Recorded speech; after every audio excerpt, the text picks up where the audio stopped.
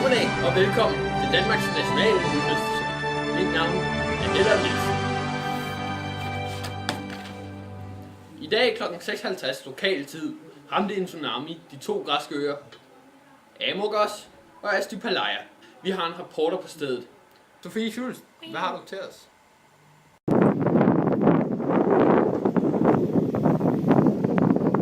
Jo, tak for det, Lille.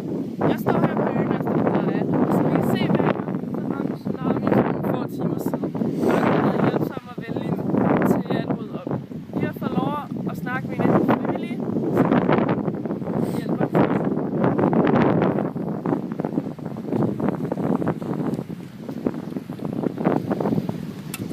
Hello. Thank you for taking the time. You're welcome. So how long do you think it's going to take before you're done? It's hard to tell, but we love our beach, so we hope to be done very soon. That's good to hear. How many bodies have you got? We have found about 7.5. 7.5? Yes, 7.5. Okay, but how many people are working on the beach? There are about 33 people working hard on this beach, but we hope to get help from more people. Oh, I know some people in Denmark who have lots of them. I like Denmark. I've been there. We got some very long and wet beaches. Okay, thank you very much. Oh, you're welcome. Tilbage til studiet. Tak for det, Sofie Schulz. Med mig i studiet har jeg eksperten Lars Aagaard. Så Lars Aagaard, hvordan opstår de her tsunamier? Jo. Ja, som I kan se på næste dias her.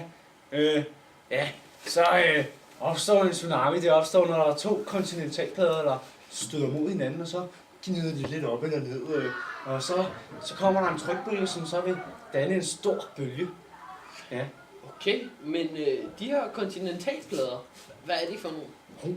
Kontinentalplader, de er spredt sådan lidt ud over hele verden, ja. Og der ligger lige en her ved Grækenland, som er lidt farlig. Ja, fordi den er omringet sådan af tre andre. Så lige her, det var der øerne lige var, desværre. Ja. Har I fået nogle oplysninger om, hvor den her tsunami og det her jordskælv lå på Richterskalaen? Ja, der har vi ja. Jordskælv, det er målt på sådan omkring 7,8 ja, på Richterskalaen, ja. Det er ret højt faktisk. Sådan en skala fra 1 til 10, så er det rimelig højt, som du hører. Ja. Det vil sige, at bølgerne de var omkring sådan 10 til 20 meter høje. Okay, mange tak fordi du gad at komme ind i studiet. Ja. Mange tusind tak. Vi har mere om tsunamien i 18 nyhederne. Tak for i dag.